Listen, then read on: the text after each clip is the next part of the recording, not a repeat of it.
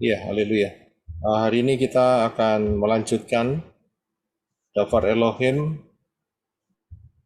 mengenai Wahyu yang ke-9, yaitu mengenai sangkakala yang kelima. Ya, sangkakala yang kelima.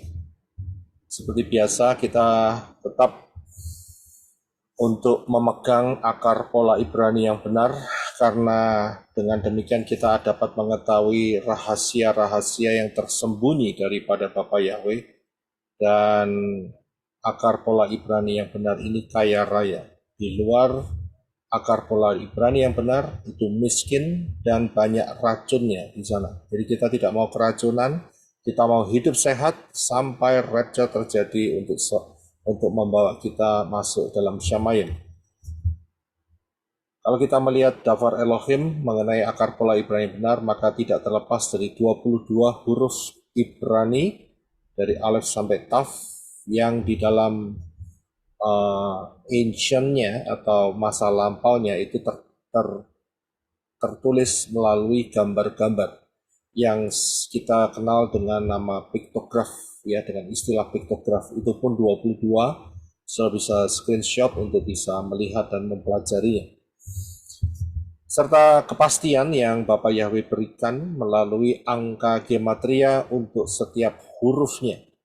Ya, jadi setiap huruf daripada huruf-huruf Ibrani mempunyai angka gematria, dan ini tidak sama dengan angka gematria alfabet Indonesia atau Inggris, akan tetapi mempunyai keunikan kalau alef 1, bet 2 sampai yod itu 10, dan kemudian kaf itu bukan 11 tetapi 20 kelipatannya, dan itu terus sampai ke kof 100. Dan setelah 100 bukan 101 atau 110, akan tetapi kelipatannya, yaitu 200 resh, 300 shin, dan 400 taf. Ya, itu cara kerjanya. Dan ini merupakan angka-angka kepastian yang Bapak Yahweh berikan supaya kita dapat memastikan siapa yang kita sembah, memastikan kita hidup di dalam zaman masa apa, dan kepastian mengenai kebenaran Dafar Elohim yang dahsyat. Ini merupakan satu paket yang tak terpisahkan, jadi saudara jangan membuang salah satunya atau menganggap ringan atau remeh, karena ini berkaitan satu sama lain. Jangan pula lupa mengenai prinsip, yaitu prophecy is a pattern, nubuat adalah pola, karena ini penting sekali di dalam setiap pembacaan Dafar Elohim. Di situ ada pattern yang Bapak Yahweh ungkapkan melalui kalimat-kalimat atau kata-kata di dalam Tanak, ya. Dan disitulah luar biasanya Dafar Elohim kita ini. Serta satuan waktu pola Bapak Yahweh adalah angka 7, yaitu Zayin, ya. Jadi saudara jangan pernah lupa satuannya adalah angka 7, ya. Kita sering membahas ini, tapi selalu akan saya ingatkan sehingga kita betul-betul paham bahwa kita sudah hampir masuk di dalam masa penyelesaian ini. Ya, kita akan masuk di dalam Wahyu pasal yang ke-9, yaitu mengenai sangkakala yang kelima. Ya, kalau kita lihat dari navigasi, ya, sistem navigasi yang kita pelajari, ya, ada 7 fase navigasi. Di manakah mengenai sangkakala yang kelima? Yaitu ada di dalam fase zaman akhir, fase 6. Ya, jadi saudara supaya tidak salah melihat navigasinya, kita bisa temukan di fase zaman akhir. Baik, saudara jangan pernah lupa bahwa apa yang diungkapkan dari Wahyu pasal 6 sampai 18 ini adalah masa 666. Ya, masa 666. Jadi fokusnya ada di sana. Karena itu rapture telah terjadi dan mempelai-mempelai Yeshua HaMashiach telah terangkat ke Syamayim. Jadi tidak ada mempelai-mempelai Yeshua HaMashiach di dalam Wahyu pasal 6 sampai 18. Kalau ada istilah orang kudus, itu berarti adalah orang-orang yang menerima Yeshua tetapi mereka tertinggal rapture, ya. dan juga mereference kepada Israel. Jadi saudara tidak terkecoh di dalam hal ini. Baik, kita akan lihat dulu ayat-ayatnya. Ya, kita akan baca di Wahyu 8 ayat 13, kemudian lompat ke Wahyu 9 ayat 1 sampai 12. Silakan Brother Henok untuk bisa membantu membaca buat kita semua. Terima kasih.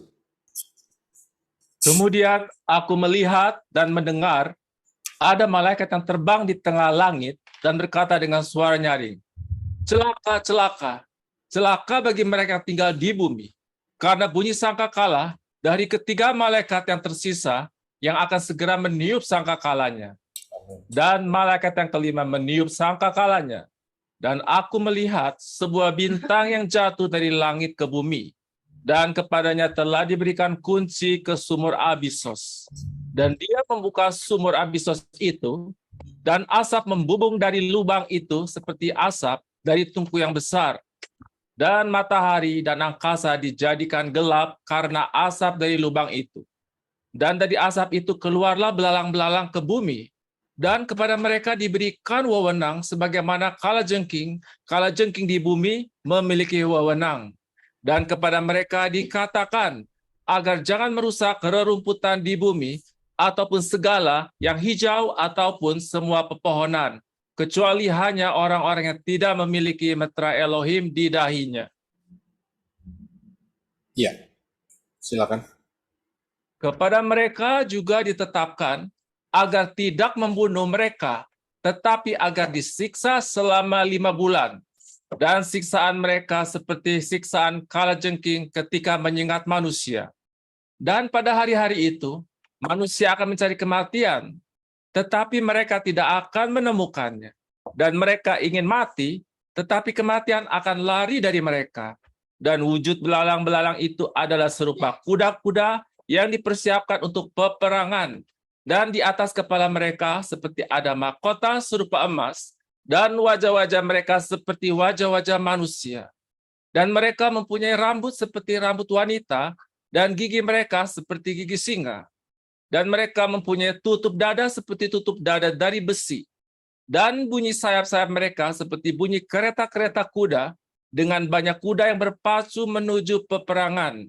Dan mereka mempunyai ekor serupa kalajengking, dan ada sengat-sengat pada ekornya, dan wewenang mereka adalah untuk menyakiti manusia selama 5 bulan. Dan mereka mempunyai raja atas mereka, yaitu malaikat Abisos. Nama Ibrani artinya Abaddon. Dan dalam bahasa Yunani, dia mempunyai nama Apollyon. Celaka yang pertama telah berlalu. Lihatlah, masing akan datang 2 celaka sesudah ini. Ya, terima kasih. Kita akan melihat ayat-ayat yang ada di dalam pembacaan kita. Yang pertama dikatakan bahwa Wahyu 8:13 ini adalah sebagai pembuka daripada 3 sangkakala yang terakhir. Dikatakan bahwa celaka, celaka, celaka. Kalau kita lihat ini unik sekali, kata celaka ini dikutip 3 kali. Ya. Dan dari sini kita bisa tahu bahwa setelah sangkakala yang pertama sampai yang keempat yang kita sudah pelajari sebelumnya mengenai kejadian-kejadian yang menggoncang alam, matahari, bulan, bintang, dan kemudian lautan, air, dan sebagainya, itu secara fisik. Akan tetapi sangkakala yang berikut ini punya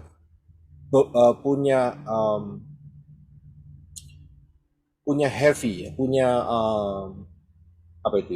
punya sesuatu yang lebih berat begitu daripada apa yang hanya terjadi di alam semesta.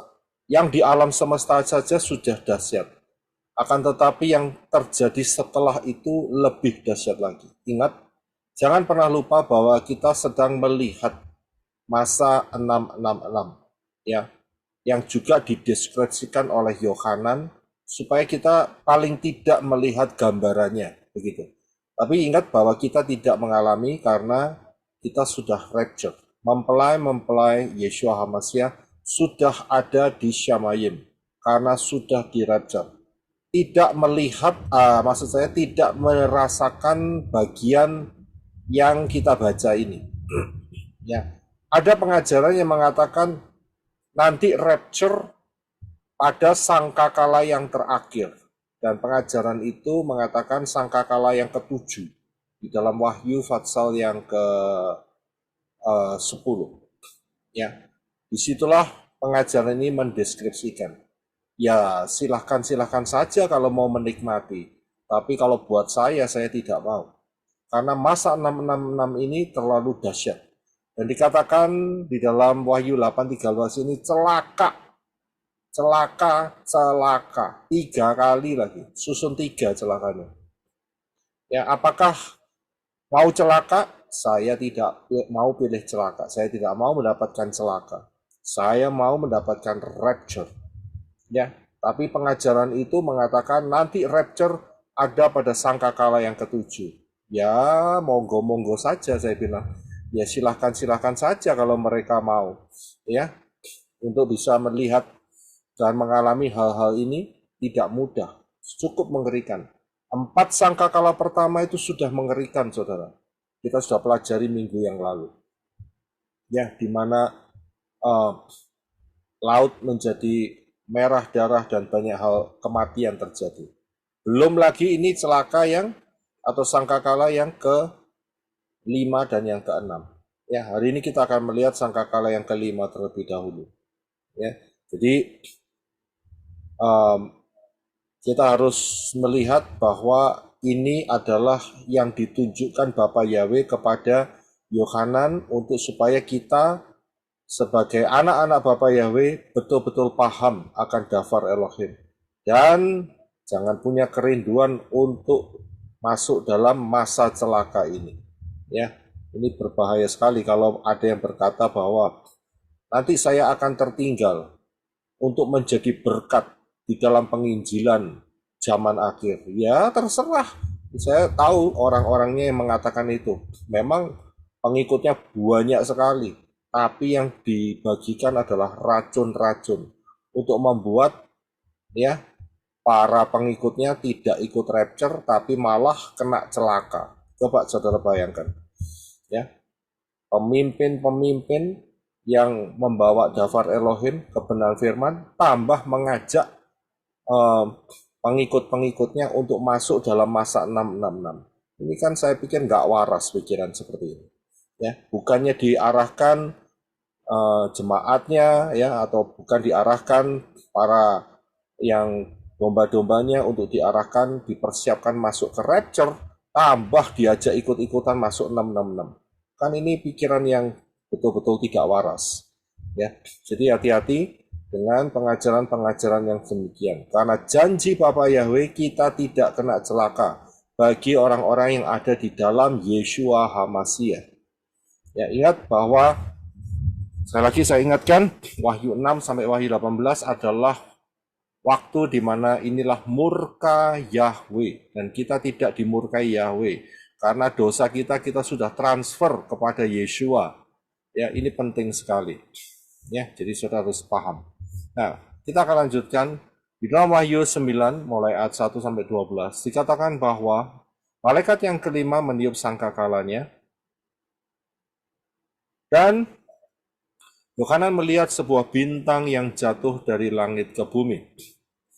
Ini bisa diibaratkan sebagai satu malaikat yang ditugaskan khusus, ya, karena kita lihat kalimat selanjutnya, yaitu dikatakan dan kepadanya telah diberikan kunci ke sumur Abysos. Nah, jadi yang bintang ini merupakan malaikat Yahweh yang bertugas untuk membuka kunci sumur Abysos. Di dalam ILT 3 disebut sebagai Abysos, tapi di dalam terjemahan lain dikatakan sebagai jurang maut. Bahasa Inggrisnya adalah bottomless pit. Jadi maksudnya lubang tanpa alas. Jadi itu lubang jatuh terus tanpa alas. Nggak tahu dalamnya seberapa, saudara. Ya, dan ini merupakan penjara daripada malaikat-malaikat yang terlalu jahat. Ya, ini malaikat-malaikat yang mempunyai ranking, ya, yang mempunyai tingkatan level yang betul-betul tinggi dan brutal. Kita harus tahu bahwa malaikat itu punya tingkatan, saudara.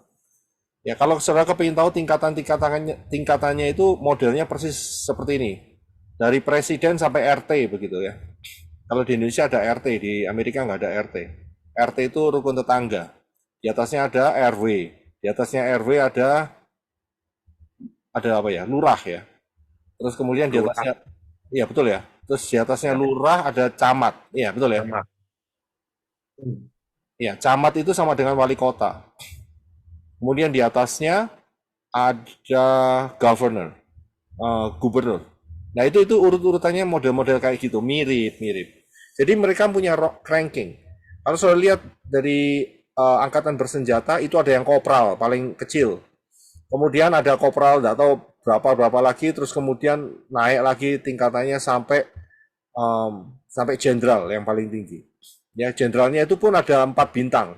Jenderal bintang 1, bintang 2, bintang 3, bintang 4. Nah, Abyssos, jurang maut atau bottomless pit, ini satu daerah di dalam alam roh, alam spirit, ya, yang merupakan penjara bagi malaikat-malaikat yang betul-betul level sadisnya itu keterlaluan.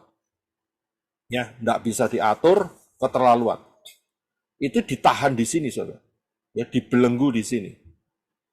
Nah, setan-setan yang beredar-edar sekarang ini, mereka punya SIM. Saudara tahu SIM?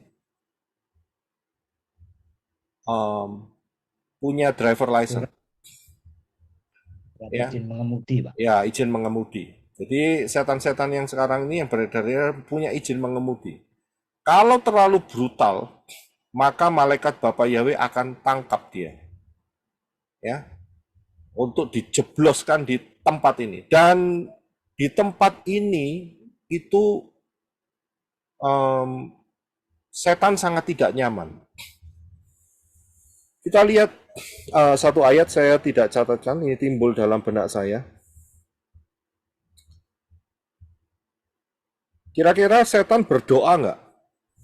Kalau menurut saudara setan doa nggak?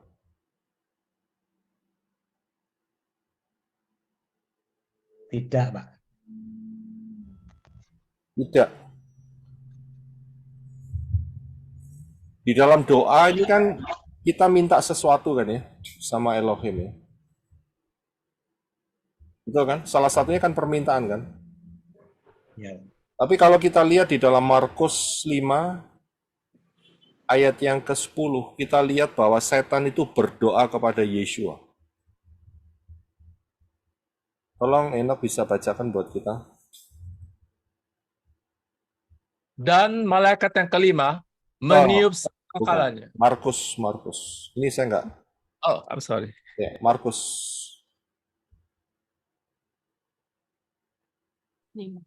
Markus 5. Markus 5 ayat? Ya, ayat 10. Ayat 10, oke. Dan dia memohon dengan sangat kepadanya, supaya dia tidak menyuruh mereka keluar dari wilayah itu. Iya, terima kasih. Saudara lihat, kalau peristiwa ini saudara lihat, ia itu siapa? Ia itu adalah saudara lihat di atasnya, yaitu legion. Itu legion memohon sangat kepada Yeshua. Lagi ini apa? Bukan berdoa, saudara. Setan tuh doa sama Yeshua. Nah, kalau kita kan memohon sesuatu sama Bapak Yahweh kan berdoa, saudara. Betul kan? Dan doa setan dijawab nggak? Dikabulkan tidak? Dikabulkan. Dikabulkan. Ya, kita baca lebih lengkap ya. Coba Henok tolong bantu kita untuk membaca di Markus 5 Ya, mulai ayat yang kedua. Ya, ayat yang kedua sampai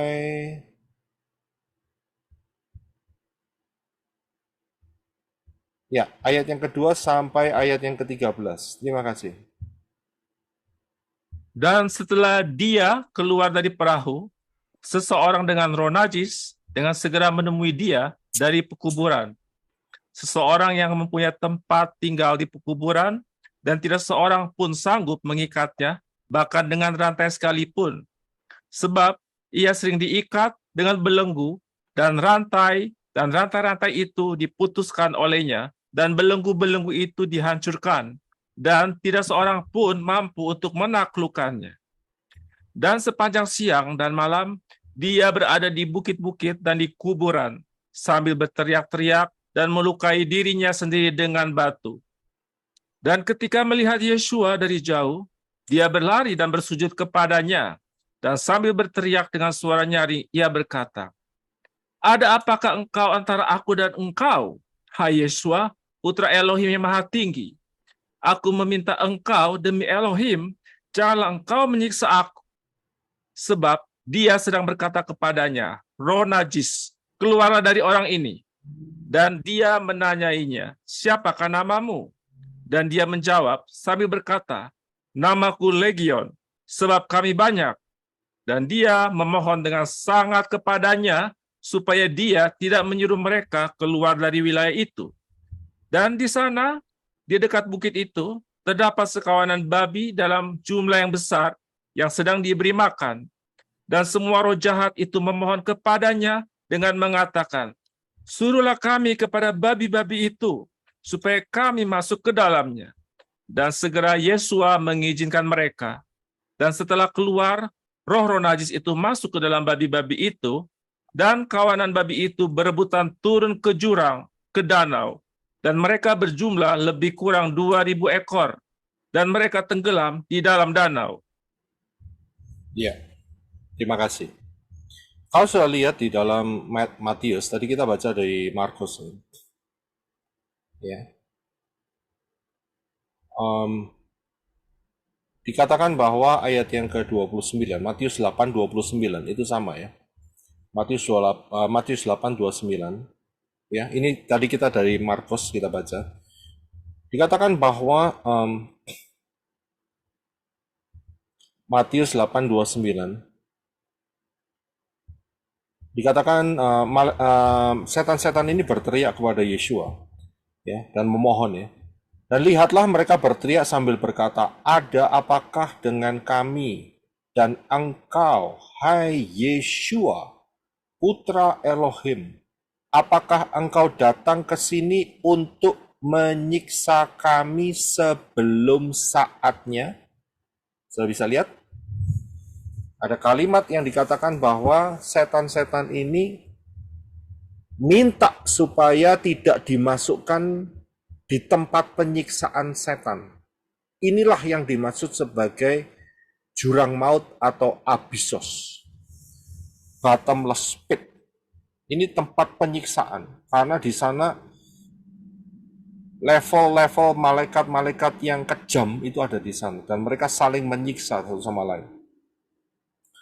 Dan mereka minta sama Yeshua, "Apakah engkau datang untuk menyiksa kami sebelum saatnya?" Yeshua tahu saatnya. Yeshua mampu untuk menginstruksikan, "Masuk kamu ke sana." Wah, sudah masuk. Tetapi Yeshua tahu saatnya belum tiba. Sehingga permintaan daripada roh-roh jahat ini itu dituruti. Jadi doanya dikabulkan. Doanya setan dikabulkan Yeshua. Yaitu masuk kemana? Ke babi-babi. Ya, jadi babi-babinya akhirnya ada 2.000 masuk ke jurang mati semua. Ya, jadi saudara bisa lihat di sini bahwa setan-setan ini tahu akan waktunya. Nah, kapan waktunya ya untuk malaikat-malaikat ini disiksa? Yaitu pada saat perang Armageddon. Di sana tertulis bahwa malaikat-malaikat yang jatuh, setan-setan itu akan diikat selama 1000 tahun di Abyssos, bottomless pit, jurang maut, lubang tanpa alas. Jadi disitulah mereka di penjara. Ini penjara khusus, saudara. Ya, jadi saat itulah. Akan tetapi ingat, ya, mengapa Yeshua memperhatikan orang Gadara ini? Karena ini setannya keterlaluan, saudara. Bayangin, satu legion itu siapa yang tahu ya? Berapa jumlahnya? Ada yang tahu nggak? Ada yang mengatakan 600 pasukan Romawi. Ya, satu legion. Ya, itu banyak sekali, saudara. Dan itu masuk ke dalam satu orang. Dan orang ini jadi Superman. Kita bisa lihat ayat sebelumnya dikatakan bahwa dia dibelenggu dengan belenggu besi dan rantai-rantai besi, dan itu dipatahkan begitu saja. Superman kan? Ya kan? Tapi saudara bisa melihat, ini roh-roh jahat yang betul-betul kurang ajar. Sehingga saat Yeshua datang, mereka tunduk kepada Yeshua. Saudara bisa lihat, karena apa? Setan tahu siapa Yeshua. Yeshua adalah Bapak Yahweh sendiri dalam rupa manusia. Tunduk dia. Ya kan? Tapi ironisnya, banyak orang-orang tidak mau mengakui Yeshua. Ini kan lebih dari setan. Setan aja tunduk. Ya kan? Kadang-kadang ya itulah, namanya manusia itu ya, yang menentang-menentang itu ternyata dilihat dari kacamata Bapak Yahweh ini lebih dari setan. Ya, jadi setan-setan yang sekarang mempunyai SIM, surat izin mengemudi, driver license. Jadi kalau nanti saudara ketemu, ya, misalnya, siapa tahu, ya, saya harapkan sih tidak. Seandainya ada setan yang bahasa Norwegianya itu ngelamak, tahu ya? Ya, ngelamak tahu ya? Siapa yang tahu ini? Itu bahasa Norwegia, ngelamak. Jarak. Ya, bukan cuman jarak, ngelamak. Ngelamak itu tegar tengkuk diusir, nggak pigi-pigi. Ya kan? Saudara pakai otoritas daripada Yeshua. Tapi ingat ya, saudara jangan main serampangan dalam hal ini. Kalau seandainya ada roh-roh yang mungkin di rumah saudara diusir-usir kok nggak mau keluar-keluar, ya kan? Ngomong saja baik-baik sama roh jahat itu. Kamu pilih mana begitu? Kamu keluar sekarang atau ya, tak panggilin malaikatnya Bapak Yahweh untuk mengikat kamu dan menjebloskan kamu ke Abyssos, jurang maut. Lebih cepat dari waktunya. Ayo pilih mana gitu ya. Nanti kan dia ngibrit sudah keluar pasti. Karena dia tahu peristiwa ini membuktikan bahwa roh-roh jahat itu takut dengan sumur Abyssos ini. Ya kasih aja pilihan. Kamu mau milih mana? Kamu mau bandel, nggak mau keluar dari pekaranganku, dari rumahku, dari tempat aku berada, ya. Malam kok selalu dengar apa itu namanya orang jalan, ya. Sepatunya jalan tapi dilihat nggak ada orangnya, ya. Selalu dengar misalnya lampu kedap-kedip, bukan masalah lampunya mau mati ya, tidak ya, tetapi lampu mati dinyalain, ya kedap-kedip gitu kan bikin serem, saudara. Ngomong aja, kan mereka bisa dengar kan? Kan mereka itu dengan seperti itu kan mereka mengadakan komunikasi. Ngomong aja. Ya, saudara, tapi sebelumnya saudara perlengkapin hidup saudara dengan pasukan malaikat yang setia pada Bapak Yahweh. Terus ngomong aja sama roh-roh itu. Kalau saudara bisa menyuruh malaikat-malaikat Bapak Yahweh, saudara pasti juga sama bisa ngomong sama roh-roh jahat itu. Tapi ingat, ngomong bukan untuk komunikasi, tapi memberikan perintah. Keluar atau masuk ke lubang maut, bottomless pit. Pilih mana? Dan ini peristiwa ini kalau saudara lihat, pernah dilakukan oleh Daud sebelum menjadi raja. Kalau sudah ingat bahwa si Saul itu dia kan kerasukan setan gara-gara melawan Dafar Elohim. Daud dipanggil untuk apa? Untuk main musik, untuk menyanyikan pujian kepada Bapa Yahweh. Baru sekali genjreng, sereng, setannya nggak kuat, saudara. Yang di dalam Saul. Langsung sudah, ayo kita kukut, jangan di Saul lagi karena ada yang main musik dekatnya Saul, yaitu Daud. Saya bisa lihat, pujian penyembahan itu menyingkirkan roh jahat. Kalau ndak mau nyingkir, kalau ndak mau keluar, ya, ikat mereka dan kemudian oleskan darah Yesua, pasti bubar.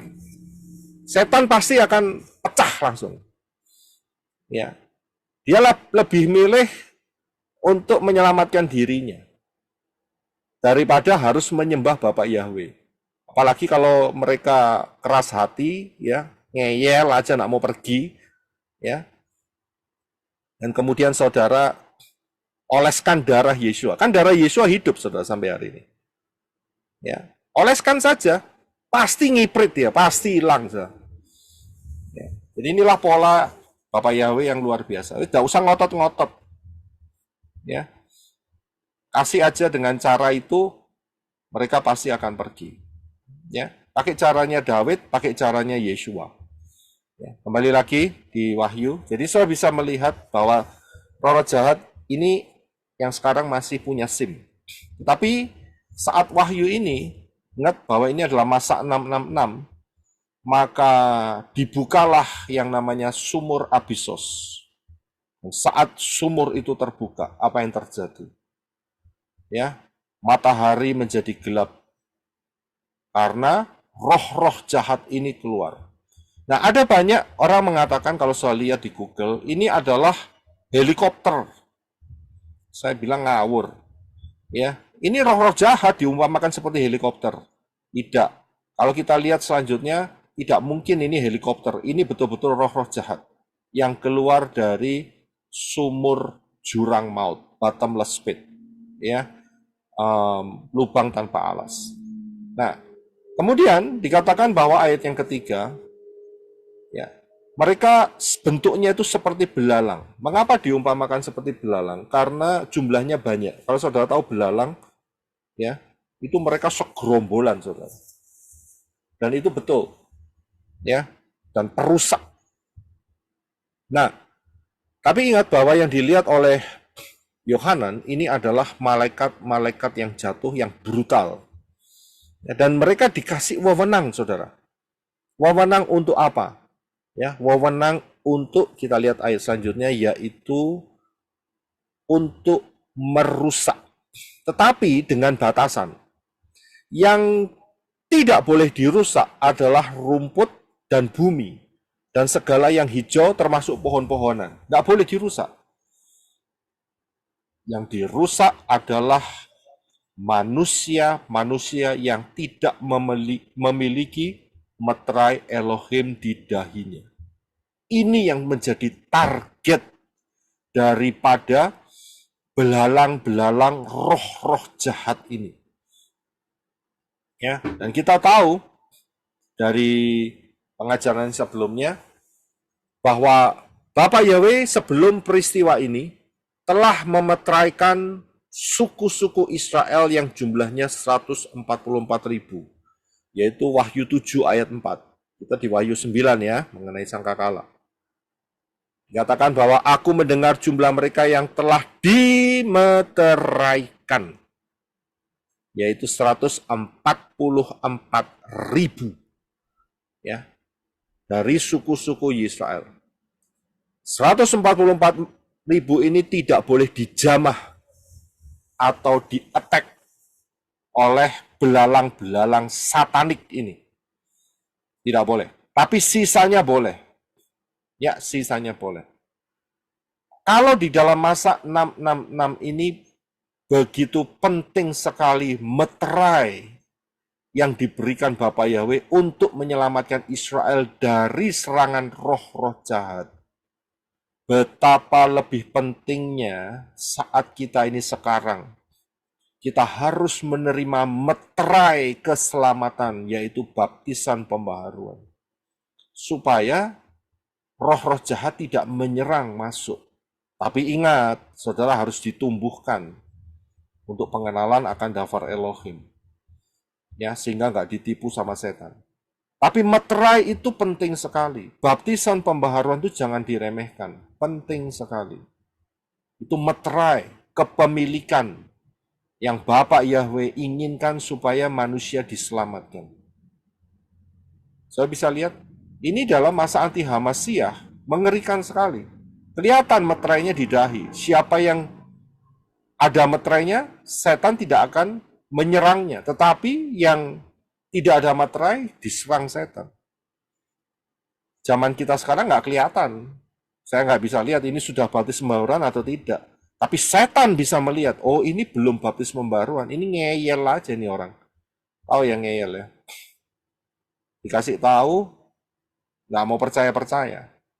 Keras hati, tegar tengkuk. Wah, ini sasaran empuk ini. Untuk dicaplok mentah-mentah.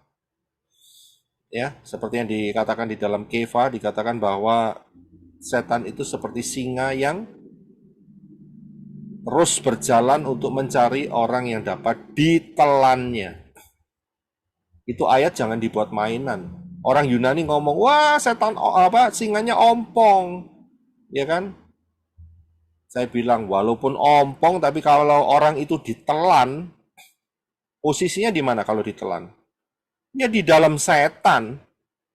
Ini bukan soal ompong, ndak ompong. Seringkali orang Yunani itu kalau mempermainkan alam roh itu ngawur, saya bilang. Nggak lihat konteksnya. Asbun. Asal bunyi saja. Ya. Peperangan roh itu bukan suatu hal yang ringan. Jangan dianggap enteng. Ini harus betul-betul nurut pimpinan Ruah Yahweh Elohim. Ya. Jadi jangan meremehkan di dalam peperangan roh. Karena itu penting sekali untuk menerima meterai yang telah Bapak Yahweh sediakan, yaitu melalui baptisan pembaharuan. Nah, kita lihat di ayat selanjutnya lebih jelas lagi. Bahwa ayat yang kelima, kepada mereka, kepada belalang-belalang satanik ini, ditetapkan agar tidak membunuh mereka. Tujuannya dilepas bukan untuk membunuh manusia yang tidak memiliki meterai Elohim di dahinya. Jadi bukan untuk membunuh, tetapi untuk apa? Tetapi, ayat selanjutnya dikatakan, mereka tetapi agar disiksa. Ini dia. Selama 5 bulan. Jadi penyiksaannya 5 bulan. Dan siksaan mereka seperti siksaan kalajengking ketika menyengat manusia. Ayat 6, dan pada hari-hari itu manusia akan mencari kematian, tetapi mereka tidak akan menemukannya. Dan mereka ingin mati, tetapi kematian akan lari daripada mereka, dari mereka. Saya bisa lihat, kalau cuman disiksanya itu ringan, pasti nggak cari mati, saudara. Ini siksaannya tuh terlalu berat. Sampai mereka cari mati, tapi mereka pengen mati, nggak ada mati. Nggak bisa mati, karena matinya pergi. Yang pertama kita harus paham bahwa ini hanya 5 bulan. Jadi kalau ada yang mengatakan, nanti masa 3,5 tahun itu seluruhnya itu akan terjadi siksaan di mana yang cari mati tidak akan mendapat kematian. Ya, itu selama 3,5 tahun. Keliru. Hanya 5 bulan. Jelas loh ayatnya. Jadi jangan ditambah-tambahin, saudara. Ya, jangan dibuat 5 bulan jadi 3,5 tahun, saudara. Ya, 5 bulan ya 5 bulan gitu loh. Kalau 3,5 tahun ya 3,5 tahun. Jadi jangan membuat pengajaran baru gitu ya. Oh nanti 3,5 tahun cari mati tidak akan mati. Enggak gitu kok ngomongnya. Ayat ini jelas hanya 5 bulan. Ya, jadi Saudara yang sudah kemasukan dengan pengajaran-pengajaran yang mengatakan saat anti Hamasyah orang disiksa dan tidak bisa mati selama 3,5 tahun, itu keliru. Coba dibuang, coba diperbaikin pola pikirnya. Hanya 5 bulan, tapi siksaannya luar biasa, saudara. Yaitu ayat 6. Ya. Kalau kita hanya baca kalimatnya enteng, saudara, ya ringan. Tapi kalau coba kita cermati, siksaan apa yang membuat mereka kepingin mati tapi nggak bisa mati, saudara. Bayangin, saudara. Ya, ini betul-betul satu fase, satu masa yang betul-betul luar biasa, saya bilang. Ya, saya tidak bisa membayangkan seperti apa. Ya, jadi betul-betul sangat-sangat mengerikan sekali. Maut, kematian lari daripada manusia yang mencoba untuk mati. Ya, jadi sebelum masuk fase ini, maka pesan saya, pesan sponsor, bagi yang ketinggalan, segeralah cari mati, tapi tidak boleh bunuh diri sebelum fase ini berjalan. Ngerti maksudnya? Karena ini belalang ini jumlahnya banyak sekali. Ya. Dan menyiksanya itu nggak main-main, saudara. Jadi mumpung belum disiksa sama setan, coba ya kuncinya untuk yang ketinggalan ya, yang ketinggalan. Ya. Jadi coba saudara pikirkan, kalau memang saudara punya rencana untuk ketinggalan, tidak rapture, ya, saudara harus mempersiapkan yang satu ini, yaitu cari mati, ya, tapi tidak boleh bunuh diri sebelum sangkakala kelima ini berbunyi. Kalau enggak, bayangin saudara, mati, kematian itu lari. Ya, jadi paham. Yang selanjutnya bahwa wujud belalang ini, kita sudah baca ya, seperti kuda yang dipersiapkan untuk peperangan, kemudian kepalanya ada seperti mahkota, berarti ini merupakan bercerita mengenai kemenangan. Ya, mahkota itu kemenangan. Wajahnya itu seperti wajah manusia. Ya, bengis. Dan mempunyai rambut seperti rambut wanita. Ya, karena memang ini adalah roh-roh najis. Dan kemudian mereka bergigi seperti gigi singa. Ya, singa itu kalau menggigit rahangnya kuat sekali, saudara. Ya, dan kemudian mempunyai tutup dada, ya, dari besi, dan kemudian punya sayap, berarti kecepatan. Bicara soal kecepatan, ya, kecepatannya luar biasa. 5 bulan bisa menguasai banyak daerah di seluruh bumi. Dan kemudian juga mereka seperti bunyi kereta kuda dengan banyak kuda yang berpacu untuk menuju peperangan. Targetnya jelas, yaitu untuk manusia yang tidak memakai meterai Elohim di kepalanya. Ya, mereka seperti brutal begitu. Jadi kalau saudara kepingin tahu seperti apa, kalau saudara nggak minum selama 3 hari 3 malam, nah, kemudian setelah itu saudara melihat air es hari yang keempat, yaitu modelnya seperti itu. Waduh, nggak mikir panjang, kepingin minum secepatnya. Karena hausnya luar biasa. Jadi mereka betul-betul haus akan darah manusia. Dan kemudian dikatakan bahwa ayat 10, dan mereka mempunyai ekor seperti kalajengking. Ya, dan sengat-sengat pada ekornya. Jadi nggak ada menangnya, saudara.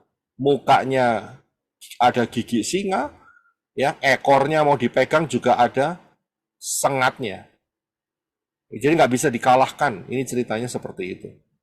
Dan diulangin lagi bahwa wewenang mereka adalah untuk menyakiti manusia selama 5 bulan. Jadi jelas. Ya, bukan membunuh manusia, bukan. Nanti di sangkakala yang ke-6 membunuh manusia. Tapi untuk sangkakala yang ke-5 ini menyakiti manusia. Dan waktunya cuma 5 bulan. Ini diulangi 2 kali, saudara, dalam satu fatsal. Berarti benar. Ya, kita harus memperhatikan, jangan pengajaran ditambah-tambahin seenaknya sendiri. Ya, jelas. Jadi, sengatnya itu seperti tersengat kalajengking. Ada yang di sini pernah mengalami disengat kalajengking? Bisa buka mic? Kalau saya enggak pernah, Pak, tapi pernah dengar cerita keponakan papanya pernah disengat kalajengking. Itu 3 hari 3 malam enggak bisa tidur, tersiksa sekali, Pak. Wow. Iya.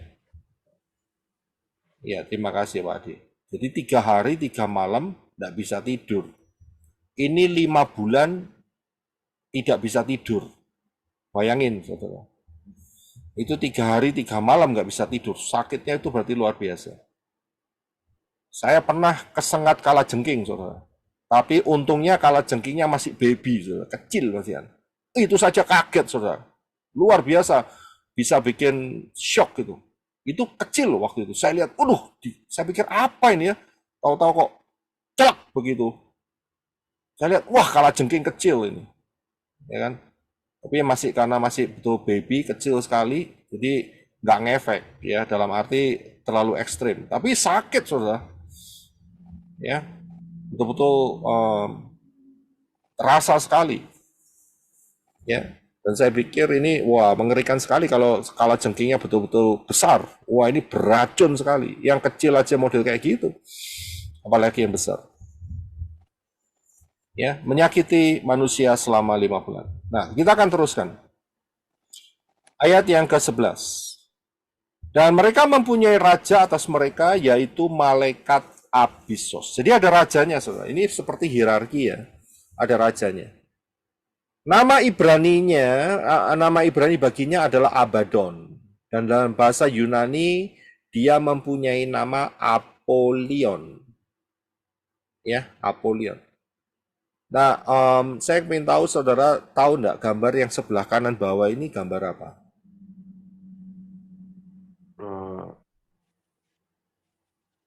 Itu bukan sun ya, Pak Roy? Nah, ya. Saya akan bahas mengenai CERN. Sebentar, ya. Kita akan lihat. Nah, kalau saudara lihat lokasi daripada project ini itu ada di Eropa, ada di Swiss. Dan kalau tidak salah lingkarannya ini ada di 3 atau 4 negara, saya lupa. Paling enggak minimum 3. Ya, ini adalah Hadron Collider. Ya, ini adalah alat yang diciptakan untuk menembakkan partikel. Dan kemudian partikel itu dibenturkan. Itu ceritanya singkatnya kayak gitulah. Dan mereka ngomong ini ilmu fisika.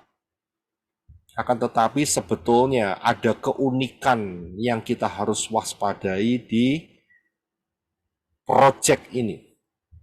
Ya. Ini dia. Besar sekali, saudara. Ini satu project, mega project, saudara. Bayangin. Kalau saya lihat di gambar yang saya tunjukkan, manusia itu yang di bawah tengah itu, saudara, yang pakai topi putih. Saudara bayangkan, itu dia harus berapa kali lipat untuk bisa sampai di atas. Ini besar sekali, saudara. Ini nggak main-main. Ini mega proyek yang luar biasa. Dan ini dimulai sudah puluhan tahun yang lalu, saudara. Bukan baru-baru ini. Baru-baru ini rampungnya. Tapi ini sudah lama sekali, proyek ini sudah ada. Dan inilah yang disebut sebagai CERN. Ya. Dan mereka mempunyai simbol, yaitu simbol dari India. Saya tahu, ini dewa apa ini? Ada yang tahu? Dewa Siwa, Pak. Iya. Ya, dan mereka menggunakan dewa ini. Lah, pertanyaannya kan begini, ini kan tujuannya untuk mencari partikel Elohim, betul ya? Itu tujuannya di situ, saudara. Partikelnya Tuhan. Lah tapi kok yang dipakai gambarnya itu adalah gambar dewa ini, saudara. Ini kan unik.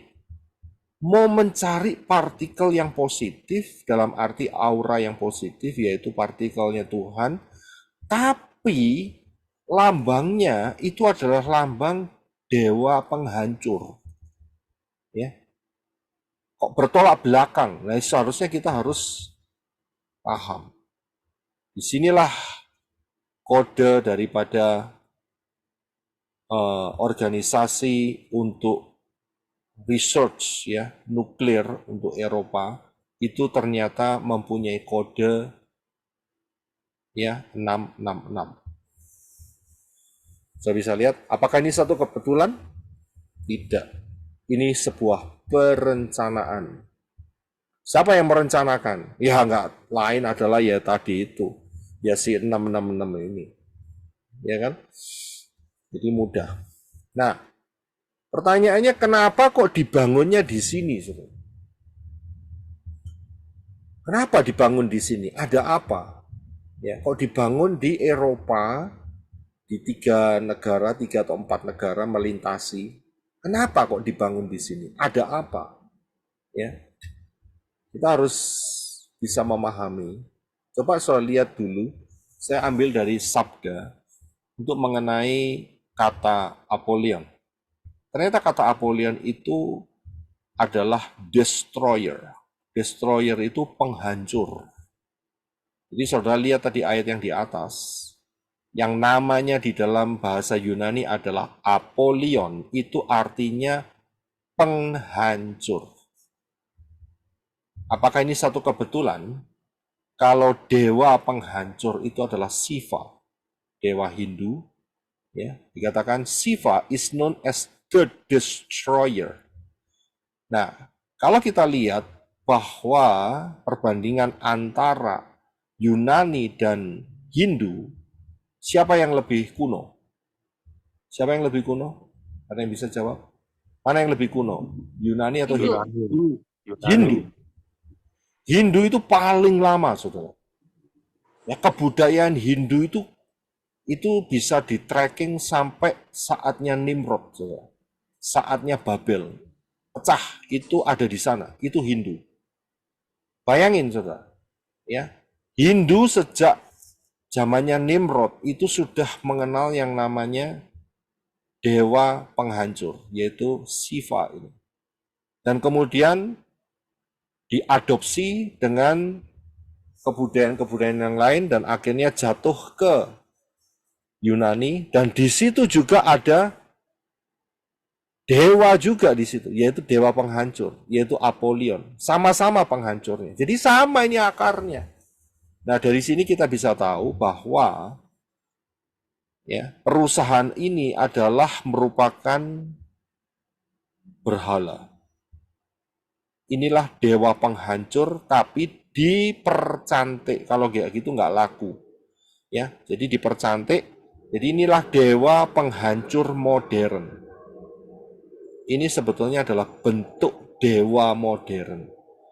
Karena itu bukan satu kebetulan dan merupakan mereka punya perencanaan. Mereka menggunakan dewa Shiva sebagai dewa penghancur yang paling kuno, ya, yang paling lama, lebih lama daripada Yunani, lebih lama dari Yunani, paling ancient, yaitu Shiva itu. Saudara bisa lihat ya, inilah dewa penghancur, inilah berhala, saudara. Nah, mengapa dibangun di situ? Ya. Kok nggak dibangun di, misalnya ada di Amerika, atau ada di Rusia, atau ada di ya di Australia, ya. Mengapa kok ada di sini? Nah, ini kita harus cermati, karena inilah merupakan portal. Sudah tahu portal ya? Portal itu pintu gerbang. Ya, inilah pintu gerbang. Saya bilang bisa jadi apa yang diungkapkan Wahyu 9 mengenai sangkakala sangkakala yang kelima ini, ya, itu disinilah tempat di mana malaikat Bapak Yahweh akan membuka kuncinya saat sangkakala yang kelima. Inilah pintu gerbang. Nggak ngerti ya, ini pintu gerbang. Kalau saya tunjukkan saudara gambar ini, saudara pasti tahu. Ini gambar apa? Menara Babel. Menara Babel. Secara fisik itu Menara Babel.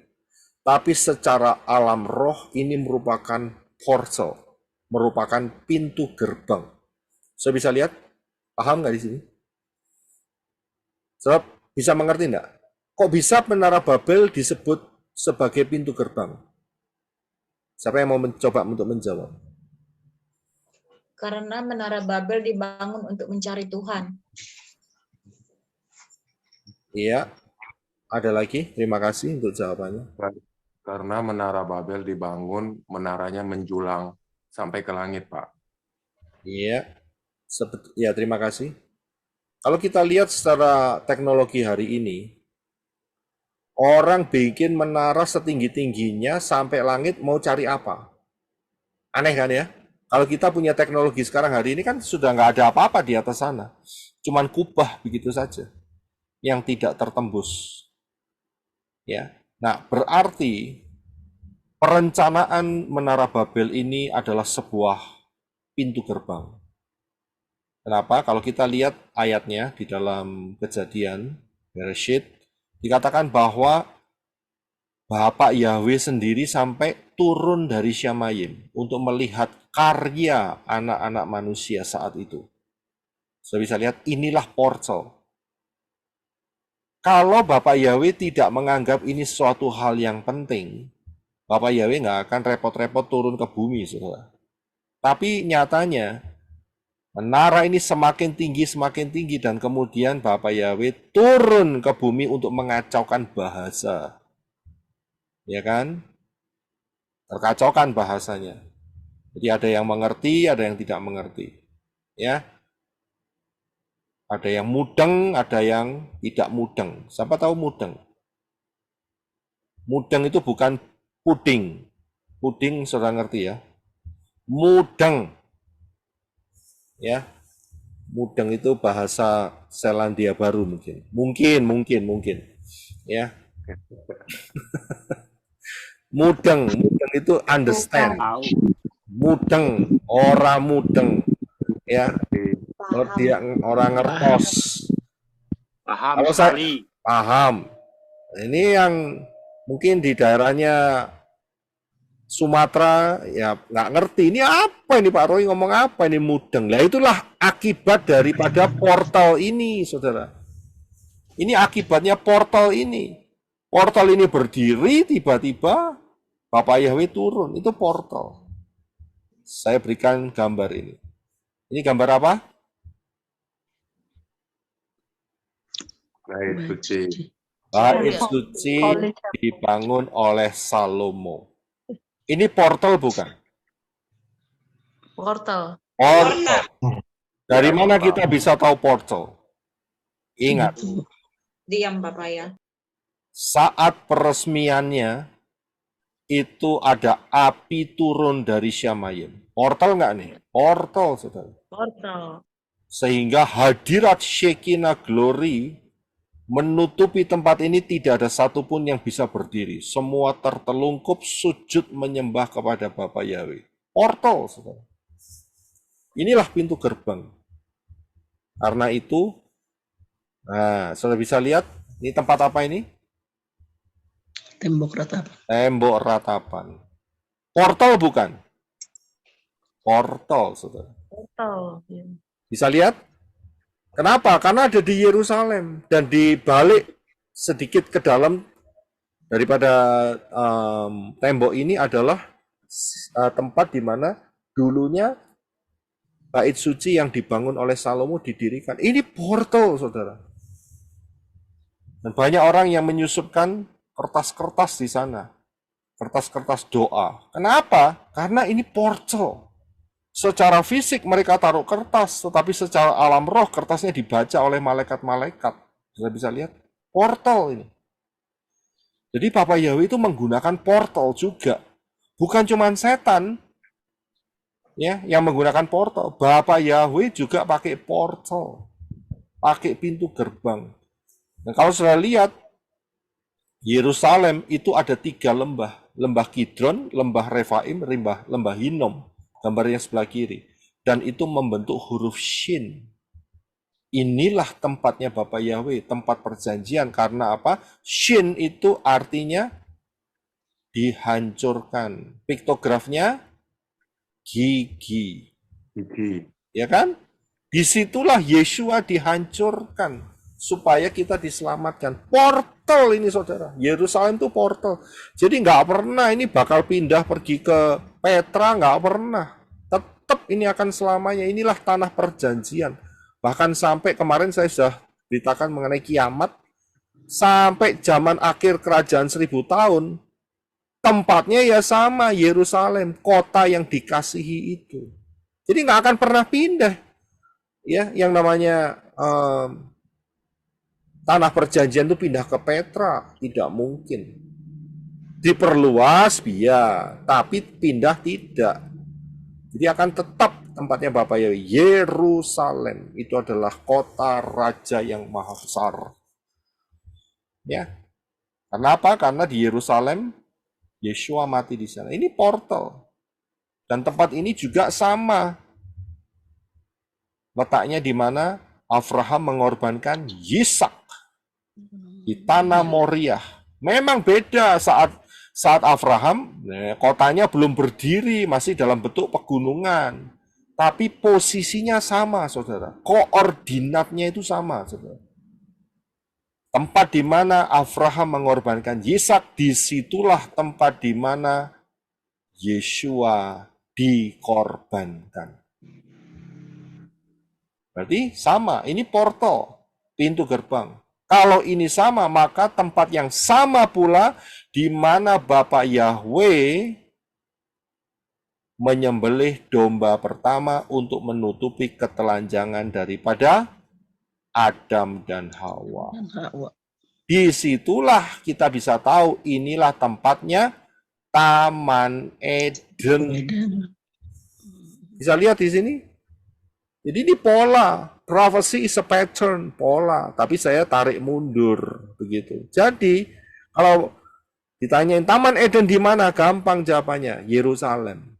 Ini buktinya, kisahnya. Karena Bapak Yahweh pakai yang namanya pola portal, pintu gerbang. Siapa yang masih di sini masih ingat pengajaran mengenai Beth Avarah? Saya pernah ungkapkan ini di dalam pengajaran tubuh kemuliaan. Siapa yang belum ke sini, saudara bisa lihat mengenai pengajaran tubuh kemuliaan. Saya ajarkan di situ mengenai pola daripada Bapak Yahweh mengenai pola tempat, yaitu Beth Avarah. Ya. Dan disitulah Yeshua dibaptis, disitulah Israel masuk Kanaan yang dipimpin oleh Yosua, disitulah Naaman disembuhkan, disitulah Elisa membelah sungai Yordan, dan disitulah Elia rapture, Beth Avarah.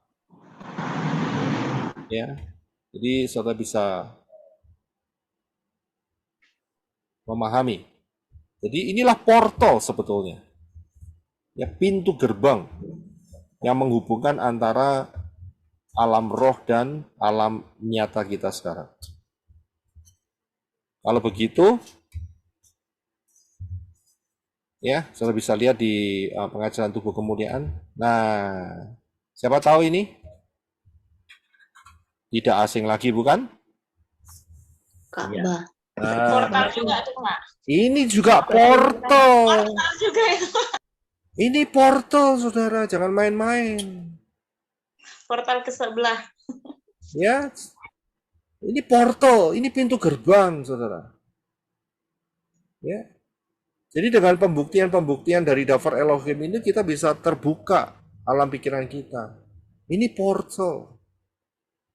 Ya, untuk menghubungkan Itu tadi, ya penyembahan terhadap terang bulan yang disertai minum bir bintang. Ya kan? Dan nabinya adalah martabak. Martabak. Ya, martabak. Ya, jadi sudah paham ya. Ini portal, ini pintu gerbang. Kalau enggak gitu orang nggak tertarik ke sini. Di Indonesia ada enggak portal? Menurut saudara gimana? Ada, Pak. Nah, Ya, Pak. coba saudara sebutkan, kira-kira portal ada di mana? Portalnya di Indonesia ada di mana? Serambi Mekah, Pak. Ya, itu portal juga. Ada lagi nggak? Pak, Bali masuk nggak? Belum. Di Ada Manado ya banyak. kali Pak. Yes. Bali, Pak, Bali. Ya, ada banyak portal. Yaitu portal lokal. Karena itu terus terang ya, jujur aja, saya nggak suka foto di belakangnya itu ada gambar model portal kayak gini. Ada patung ini, patung itu, saya paling nggak suka. Buat apa foto di situ, di tempat-tempat portal? Saya tunjukkan ya, yang mungkin saudara pernah kunjungi. Ini portal bukan? Portal Iya. Pak. Portal. Iya portal. Saya bisa lihat? Ini portal, saudara. Ya, jadi jangan bangga foto di sini. Anak-anak Bapak Yahweh harus peka. Aku pun tak suka. Ya, anak-anak Bapak Yahweh jangan pernah foto di tempat-tempat seperti ini. Apa yang mau dibanggain? Tidak ada. Ini portal, saudara. Kelihatannya, oh iya bangunan bersejarah. Ya memang bersejarah, siapa ngomong ini bangunan modern. Pak saya dipukulin orang lah. Ini memang bersejarah, saya sudah tahu. Tapi ingat sejarahnya untuk apa? Saya bisa lihat untuk portal. Kalau sudah lihat bentuknya ini, itu selalu mengerucut ke atas. Mirip seperti apa? Mirip Menara Babel, sama. Konsepnya sama. Menara Babel. Jadi konsepnya sama, saudara.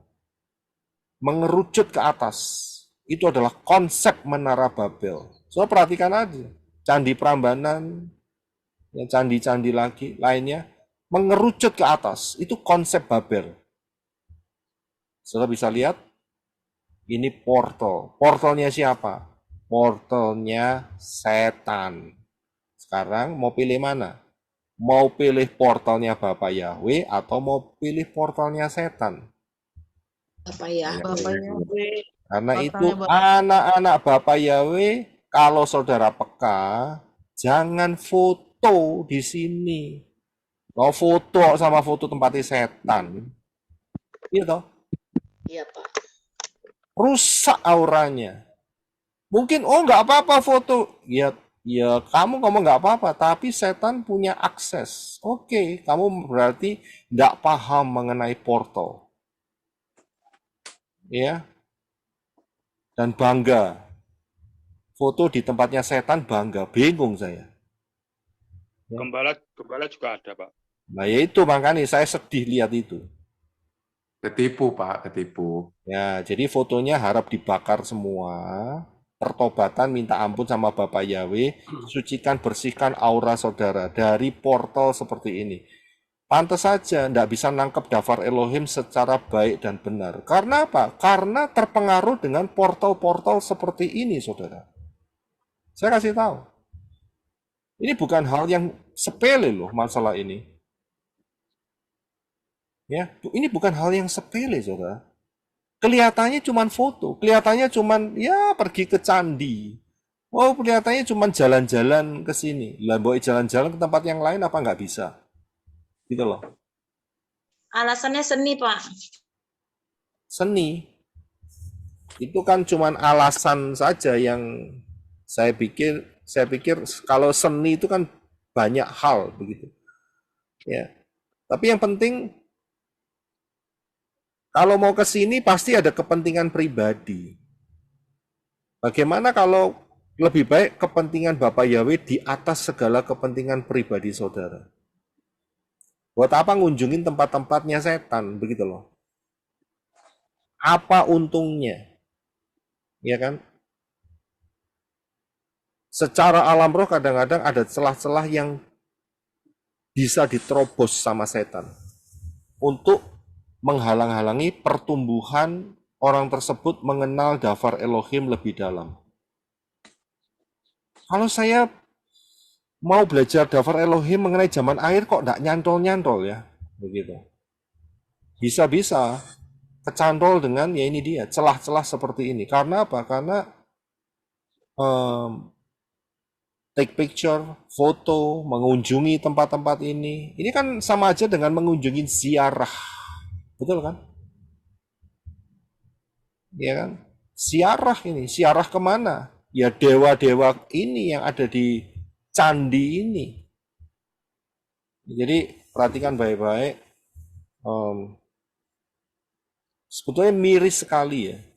Anak-anak Bapak Yahweh kok nggak punya kepekaan sehingga dengan bangganya foto di tempat-tempat seperti ini. Di tempat yang lain masih banyak yang lebih bagus, nggak usah di tempat ini. Ya, hati-hati. Yang mungkin sudah terlanjur segera bertobat, foto-fotonya dihancurin. Ya, supaya setan tidak mendapat celah. Anak-anak Bapak Yahweh tidak boleh mengunjungi tempat-tempat seperti ini. Tidak boleh. Ya, jangan bikin cemburu hati Bapak Yahweh karena alasan seni, karena alasan sejarah, karena alasan apapun juga. Karena tempat-tempat seperti ini itu berbahaya, saudara. Sangat-sangat berbahaya. Alam rohnya buruk sekali. Ya, jadi kesempatan saudara yang mendengarkan Dafar Elohim ini, kalau sampai saudara pernah menyimpan foto-foto saudara seperti di tempat-tempat seperti ini, hancurkan saja, minta ampun, bersihkan aura saudara, bersihkan posisi saudara di hadapan Bapak Yahweh. Ya, jadi itu yang harus saudara perhatikan untuk saudara bisa tetap kokoh di dalam kebenaran Dafar Elohim dan tidak dicuri sama setan pengertian-pengertian mengenai firman Elohim. Ya, jadi saya harus perhatikan. Puji Bapak Yahweh, kita akan lanjutkan minggu depan di sangkakala yang ke-6. Ya, hari ini kita sudah hampir memasukin 6.000 tahun sejak kejatuhan Adam dan Hawa. Karena itu kita sudah masuk di dalam menurut pola yang telah Bapak Yahweh tetapkan, yaitu kita sudah masuk di dalam Shemitah, di dalam tahun yang kedua. Cycle Shemitah maksud saya. Kita sudah mendekati, kita sudah masuk tahun kedua, di depan kita ada Rapture. Karena itu saudara pelajari High Alert 2026, jangan remehkan. Karena waktunya akan dipersingkat. Kalau tidak dipersingkat maka tidak ada yang selamat. Untuk mengetahui seberapa singkat maka kita bisa melihat dari pembukaan Dafar Elohim rahasia 1290 hari dan 1335 hari. Berdasarkan pola-pola ini kita bisa melihat bahwa rapture sangat besar diperkirakan akan terjadi akhir 2025 atau awal 2026. Jaga-jagalah.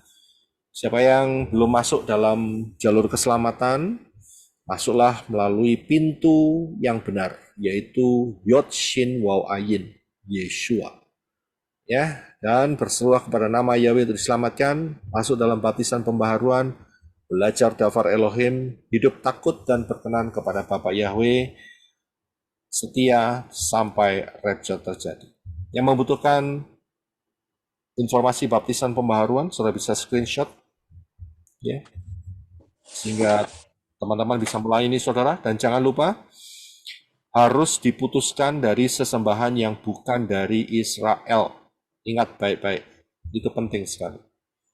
Ya, ibadah ini adalah ibadah online, gunakan pakaian yang sopan, menggunakan talit pasmina sangat dianjurkan, dan sesi tanya jawab adalah ruang tanya jawab, bukan untuk perdebatan.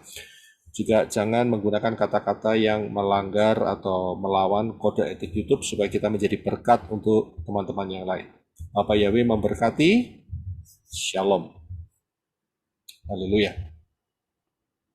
Amin. Haleluya. Shalom, amin, amin. Ya.